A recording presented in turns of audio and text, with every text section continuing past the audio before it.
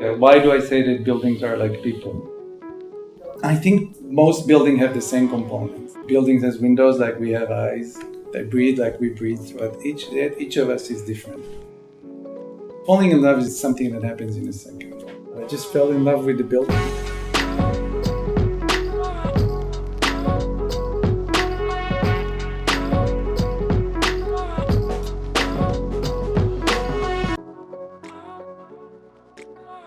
Oron used the building to house their horses and the carriages from which they're distributed milk.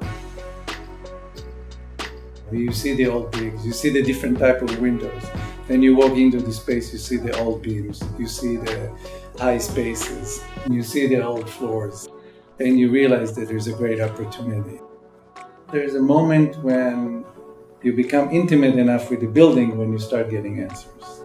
And things kind of fall into places. And so we try to pick up from the history that the building has or from the context that the building gives us. Use the advantages that the building gives us in order to come up with something new, something fresh, which is the basic idea of the building, where we took the history, the context, and we kind of added a new piece on top and then create that unique penthouse or unique space that would be looking at the city. So the history from one end, the modern on the other end, create something which will be timeless. One of the greatest spaces of the building is the covered public space. It's a place that allows you kind of a subtle transition between the private space and the public space, for the spaces to be connected. Because of the size of the lot, it was very quickly clear to me that there's going to be an interior courtyard in there. And I love interior courtyards.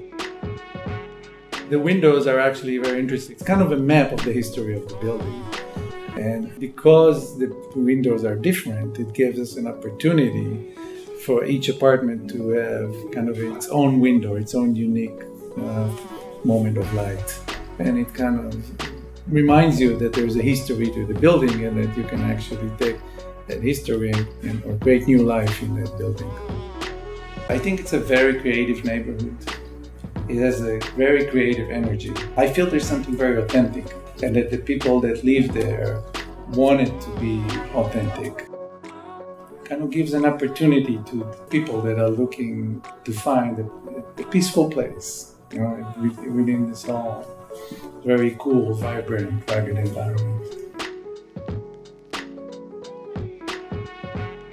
They say that good architect should not be attached to the building, but I'm very attached to this building.